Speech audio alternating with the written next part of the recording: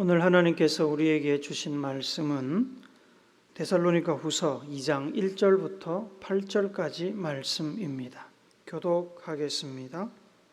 형제들아, 우리가 너희에게 구하는 것은 우리 주 예수 그리스도의 강림하심과 우리가 그 앞에 모임에 관하여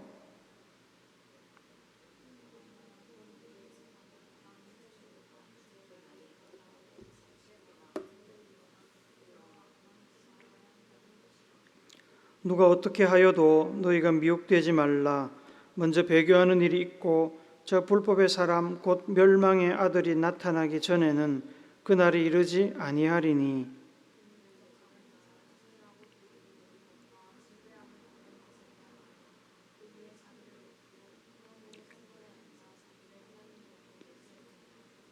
내가 너희와 함께 있을 때에 이 일을 너희에게 말한 것을 기억하지 못하느냐?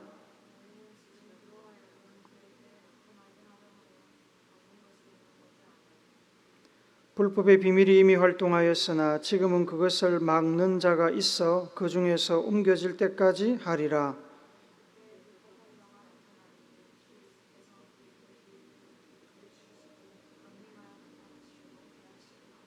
아멘.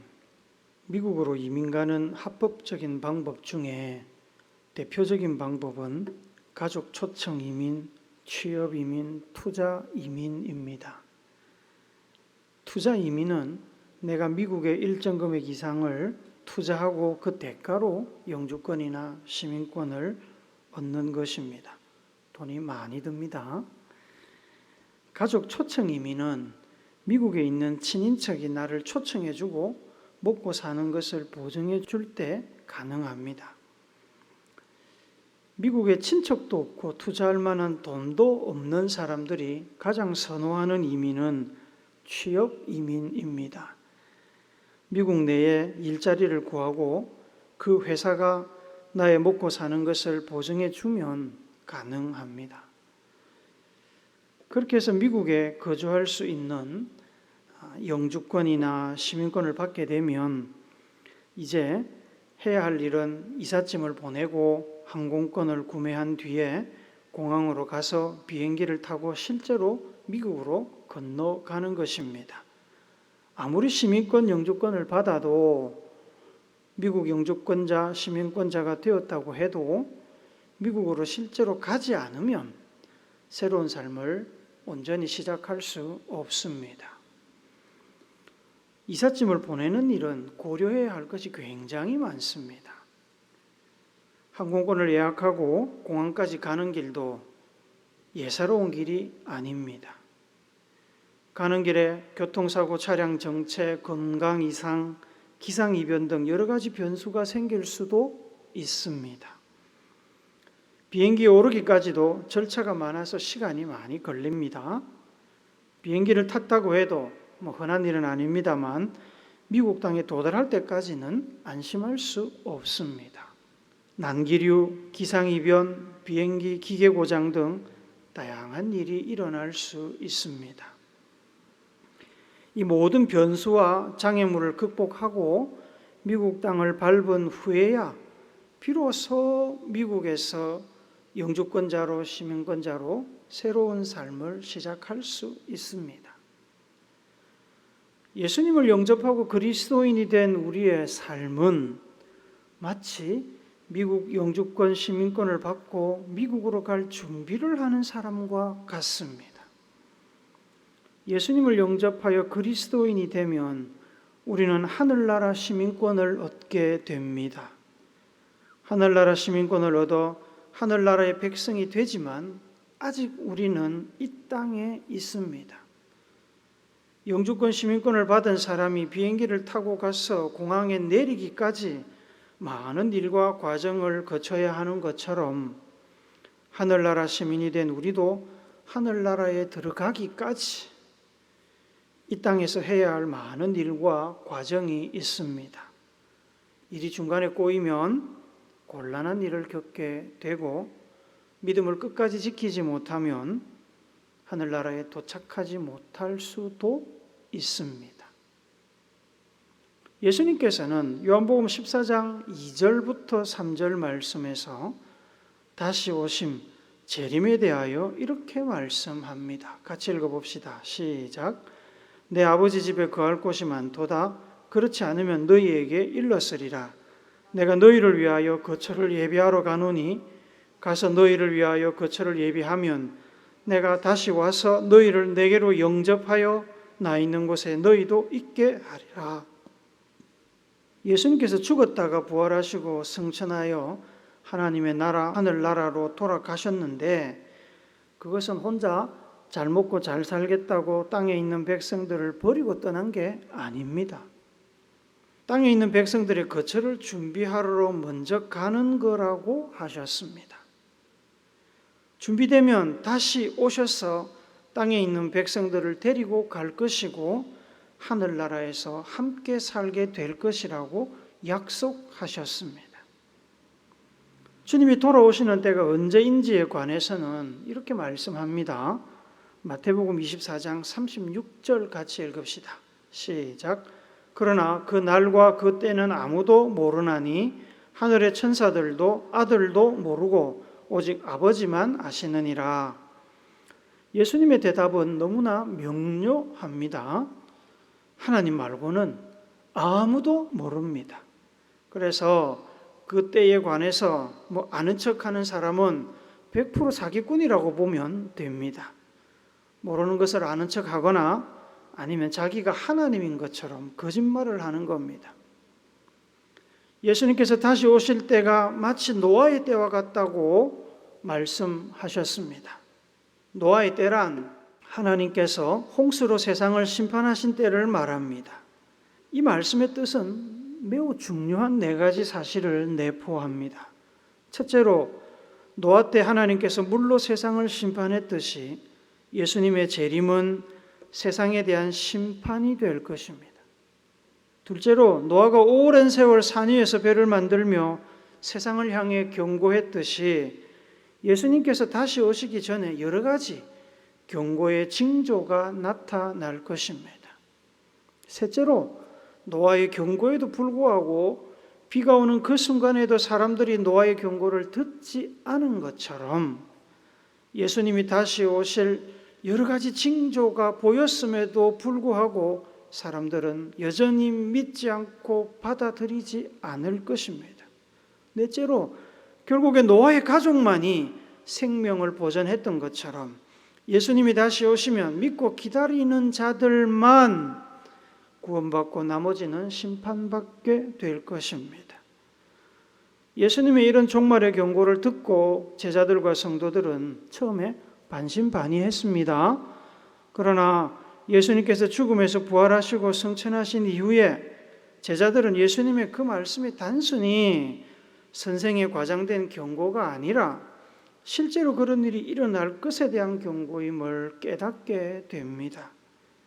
그들은 주님이 곧 다시 오실 것을 기대하며 두려움 없이 말씀을 붙들고 믿음으로 성도의 거룩한 삶을 살았습니다.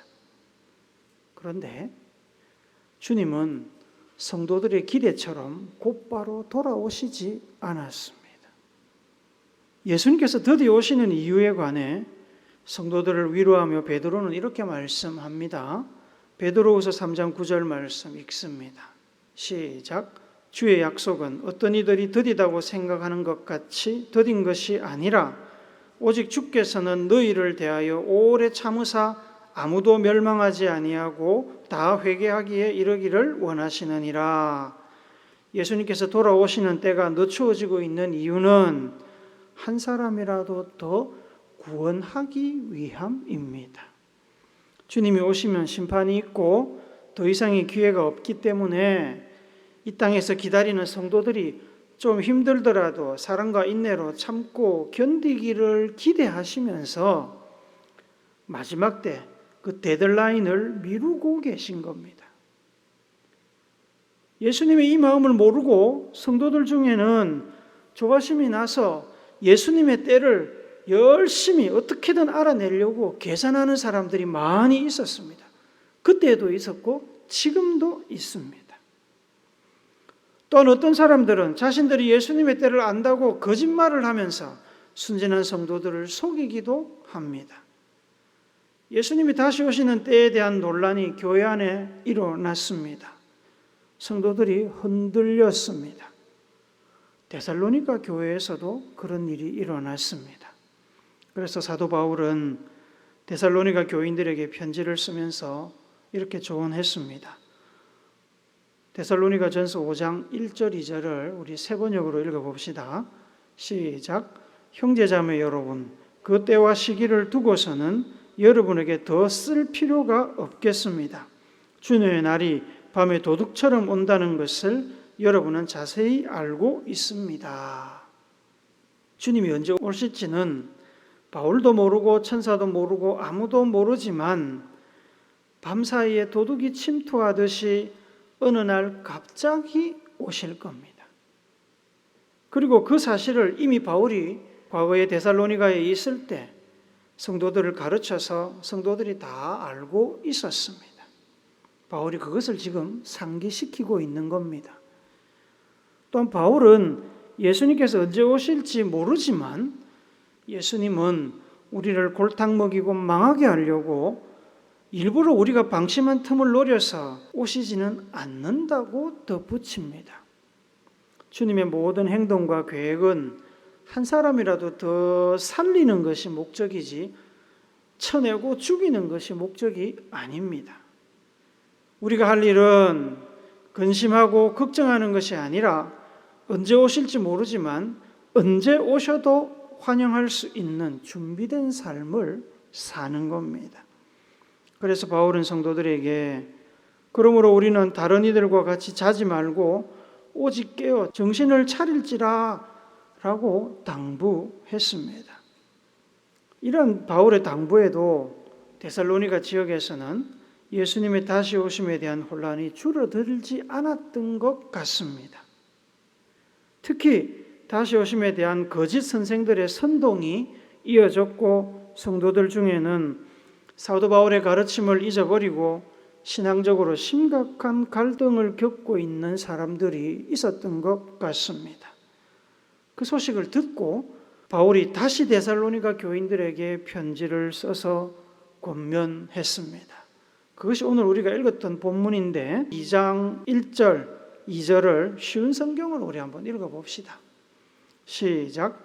형제 여러분, 우리 주 예수 그리스도께서 다시 오시는 것과 그분 앞에서 우리 모두가 함께 모이게 될 그 시간에 대해 여러분에게 몇 마디 하려고 합니다.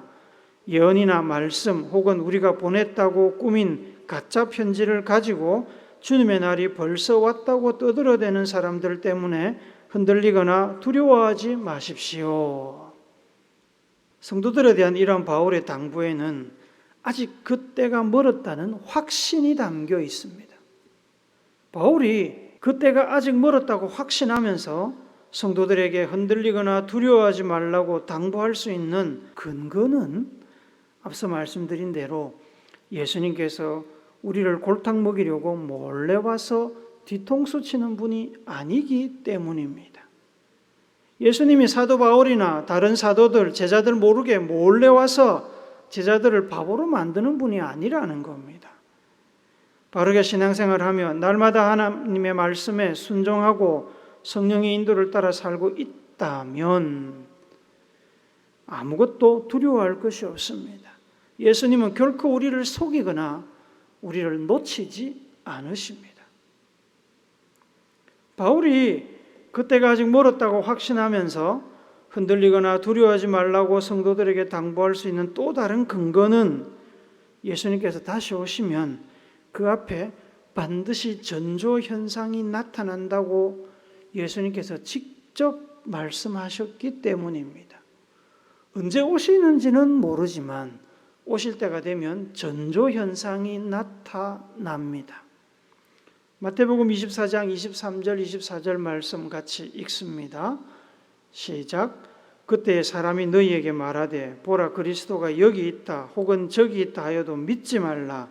거짓 그리스도들과 거짓 선지자들이 일어나 큰 표적과 기사를 보며 할 수만 있으면 택하신 자들도 미혹하리라. 주님이 오시기 전에 거짓 그리스도, 거짓 선지자들이 나타나서 성도들을 유혹하는 일이 반드시 일어납니다. 또한 오늘 본문에 보면은 배교하는 자들, 믿음을 버리는 자들이 나타난다고도 말씀했습니다. 또한 난리와 난리의 소문, 전쟁, 성도들에 대한 박해가 극심해지며 불법이 사회를 뒤덮을 것입니다. 오늘 본문에서 바울은 특별히 거짓 그리스도에 대하여 언급하면서 불법의 사람, 곧 멸망의 아들이 나타나기 전에는 그날이 이르지 아니하리니 라고 말씀합니다. 거짓 그리스도, 불법의 사람, 멸망의 아들이 나타나기 전에는 주님은 다시 오시지 않습니다. 거짓 그리스도는 예수님과 하나님을 대적하며 성도들과 세상 사람들을 유혹하고 속여서 지옥으로 끌고 가는 악한 세력들의 우두머리를 가리킵니다. 사람의 옷을 입은 사단과 같은 존재입니다. 세상의 모든 신보다 자기가 높고 스스로를 하나님이라고 주장할 것입니다.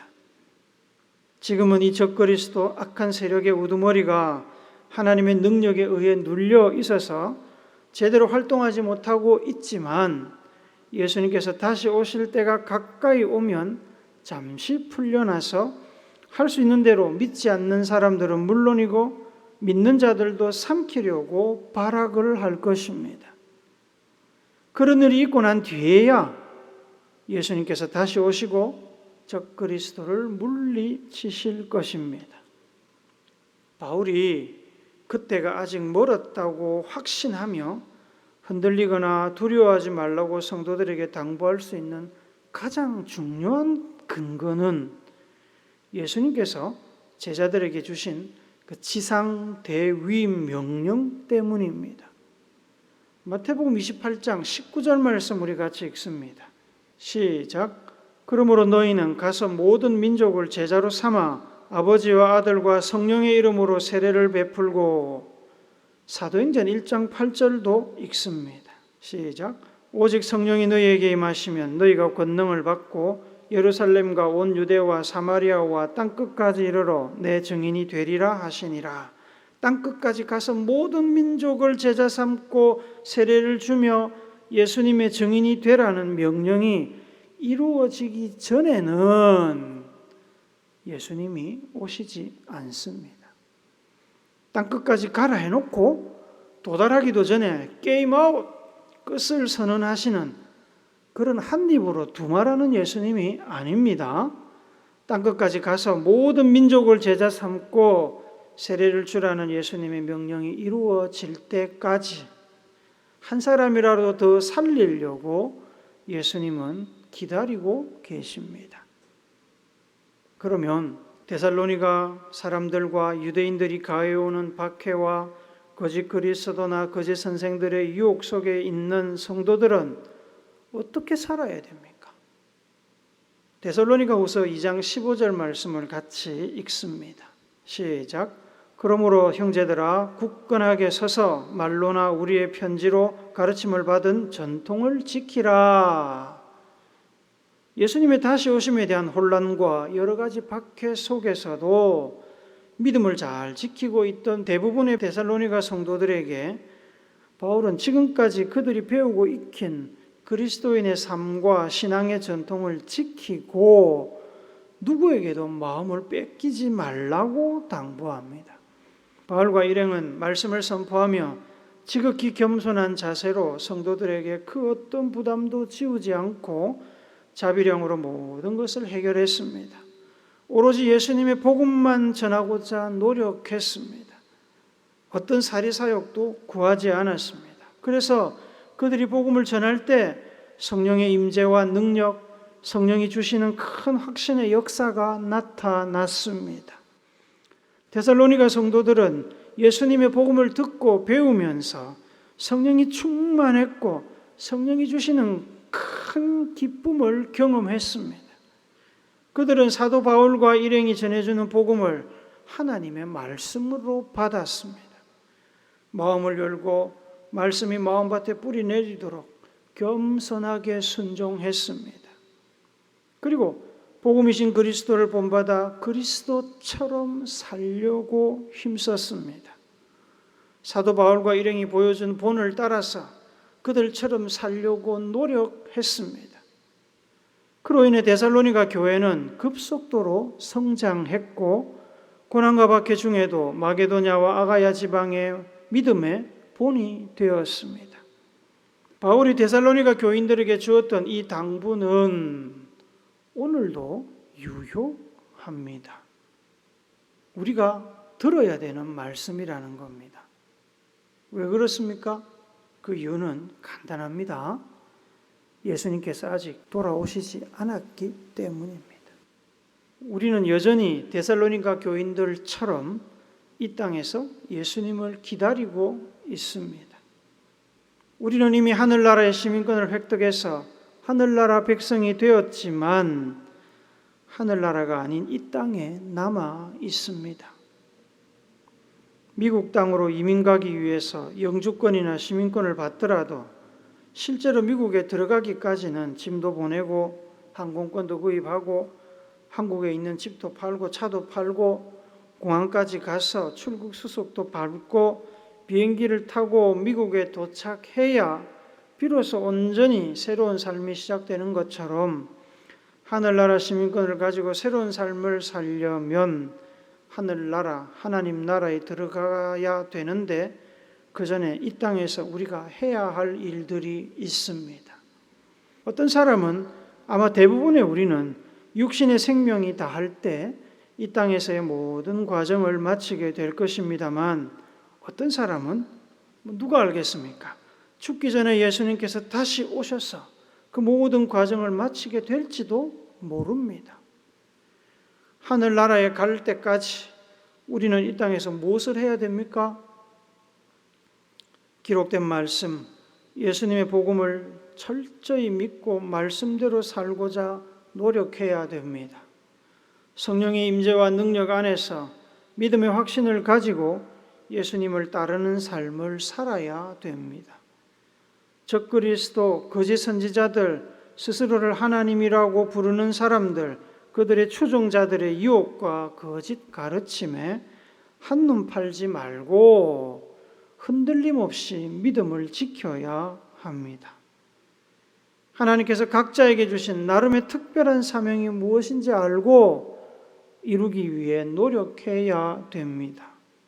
또한 예수님께서 친히 이 땅에 세우신 믿음의 공동체, 교회를 수호하며 확장해야 됩니다. 예수님의 당부대로 땅끝까지 가서 기회를 얻든지 얻지 못하든지 예수님과 복음을 전해야 됩니다. 신앙의 전통과 가치를 굳건하게 지키고 다음 세대에 물려주는 일도 우리의 책무입니다. 사랑하는 우물교회 성도 여러분, 최근 우리나라에는 아주 강력한 이단들이 일어나 성도들을 유혹하고 넘어지게 만들고 있습니다. 한국 교회와 사회를 혼란스럽게 합니다.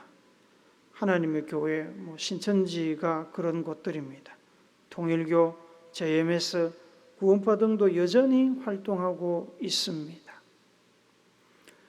이렇게 스스로를 하나님의 자리에 올려놓고 사람들을 지옥 백성으로 만들고 있는 이들이 활개를 치고 있는 것을 보면 주님께서 다시 오실 때가 가까웠다는 것을 느끼게 됩니다.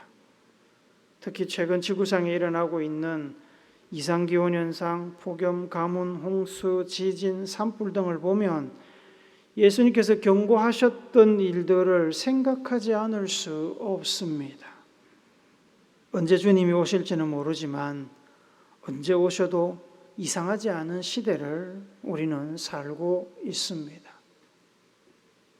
그럼에도 두려운 것은 예수님이 오시는 것을 놓쳐서 혹시라도 천국에 들어가지 못하면 어쩌나 하는 것은 아닙니다. 예수님은 뒤통수 치는 분 아닙니다. 의심하시면 안 됩니다. 정말로 우리가 두려워해야 될 것은 예수님이 다시 오심을 기다리며 천국 입성을 기다리며 내게 맡겨진 일, 사명을 제대로 감당하고 있는가라는 질문입니다. 천국 들어갈 준비를 제대로 하고 있는가? 5달란트든 2달란트든 하나님께서 주신 대로 최선을 다해 주신 사명을 이루고 있는지, 아니면 1달란트 받고 땅에 묻은 종처럼 그냥 세월만 까먹고 있는 것은 아닌지, 그것이 두려운 겁니다. 여러분, 오신다고 하신 주님은 반드시 오십니다.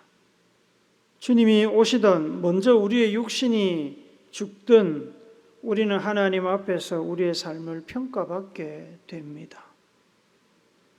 우리 모두가 흔들림 없이 다시 오시는 주님을 기다리며 이 땅에서 감당해야 할 모든 사명을 다 감당하고 착하고 충성된 종이라고 칭찬받고 하늘나라에 입성하는 귀한 믿음의 성도들이 되시기를 다시 오실 예수님의 거룩하신 이름으로 축복합니다.